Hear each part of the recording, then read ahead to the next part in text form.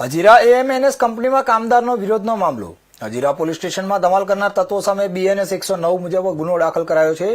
મોડી રાત્રિ સુધી ક્રાઇમ બ્રાન્ચ, એસઓજી અને લોકલ પોલીસનો પૂરતો બંદોબસ્ત સ્ટેન્ડ બાય રખાયો હતો. પોલીસે તોડફોડ અને આગચંપી કરનાર 46થી વધુ આરોપીઓની ધરપકડ કરી છે, ત્યારે પોલીસ દ્વારા સતત કોમ્બિંગ પ્રક્રિયા ચાલુ છે. અન્ય ધમાલ કરનાર આરોપીઓની પણ શોધખોળ ચાલુ છે. ત્યારે પગાર વધારવા અને પાણીપતના થયેલા વિરોધમાં કામદારના મોતના વિડીયોને લઈને સુરતના કામદારોએ આ ધમાલ મચાવી હતી, જેમાં પોલીસ પર પથ્થરમારો, ગાડીઓમાં આગચંપી પણ કરવામાં આવી હતી અને એએમએનએસ કંપનીમાં તોડફોડ પણ કરાઈ હતી.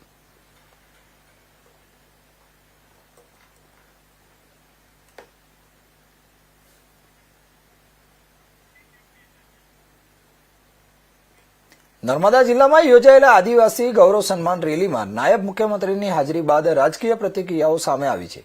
આ મુદ્દે આદિવાસી નેતા ચેતર વસાવાએ કટાક્ષભરી પ્રતિક્રિયા આપી છે. તેમણે જણાવ્યું કે રાજ્યમાં હાલ જનતાના પ્રશ્નોની ચર્ચાનો બીજો દિવસ ચાલી રહ્યો છે અને આવી પરિસ્થિતિમાં વિદ્યાર્થીઓની પરીક્ષાઓ શરૂ થઈ ગઈ છે. છતાં નર્મદા જિલ્લામાં પરીક્ષાઓ દરમિયાન બેન્ડવાજા સાથે વરઘોડો કાઢવો કેટલો યોગ્ય છે?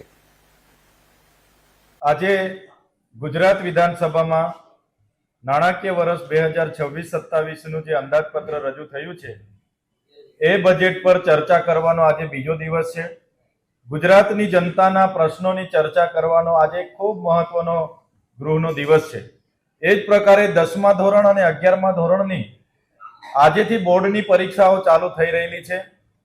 ત્યારે આપણા રાજ્યના નાયબ મુખ્યમંત્રી શ્રી, આદિજાતિ મંત્રી શ્રી, રાજ્ય કક્ષાના મંત્રી શ્રી અને ભારતીય જનતા પાર્ટીના સાંસદો અને ધારાસભ્યોએ ડેડિયાપાડામાં બોર્ડની પરીક્ષા આપતા કેન્દ્રોની બાજુમાંથી જ સુપરસ્ટાર બેન્ડ બોલાવીને ખૂબ મોટો વરઘોડો કાઢ્યો છે. નાયબ મુખ્યમંત્રી, એમના મંત્રીઓને કદાચ બાળકોની ચિંતા હોત તો બોર્ડની પરીક્ષા આપનારા બાળકોના કેન્દ્રની નજીક આજે લોકો વરઘોડો નહીં કાઢત, પણ એમણે ત્યાં વરઘોડો કાઢ્યો છે અને બોર્ડ પરીક્ષા આપનારા વિદ્યાર્થીઓને ડિસ્ટર્બ કરવાનું કામ કર્યું છે. ત્યારે મેં આ નાયબ મુખ્યમંત્રી સહિત એમના નેતાઓને, એમની સરકારને કહેવા માંગુ છું, 30 વર્ષથી ગુજરાતમાં તમારી સરકાર છે. જો તમે તમારી સરકારમાં કામ કર્યા હોત તો આજે તમને ડેડિયાપાડામાં વરઘોડા કાઢવાની નોબત નહીં આવત. આજે ડેડિયાપાડામાં માન્ય નરેન્દ્રભાઈ મોદી સાહેબ આવ્યા નવેમ્બરમાં અને એની પછી તરત તમને વરઘોડા કાઢવાની શું જરૂર પડી છે? આજે ગૃહનો દિવસ છે, મહત્વનો દિવસ છે, છતાં જ આદિજાતિ વિસ્તારના એ મંત્રી હોય, આદિજાતિ મંત્રી, રાજ્ય કક્ષાના મંત્રી, એમના ધારાસભ્ય બધા જ ત્યાં છે અને ચૈતર વસાવા વિશે ટીકા ટિપ્પણીઓ કરે છે, ભાષણો કરે છે.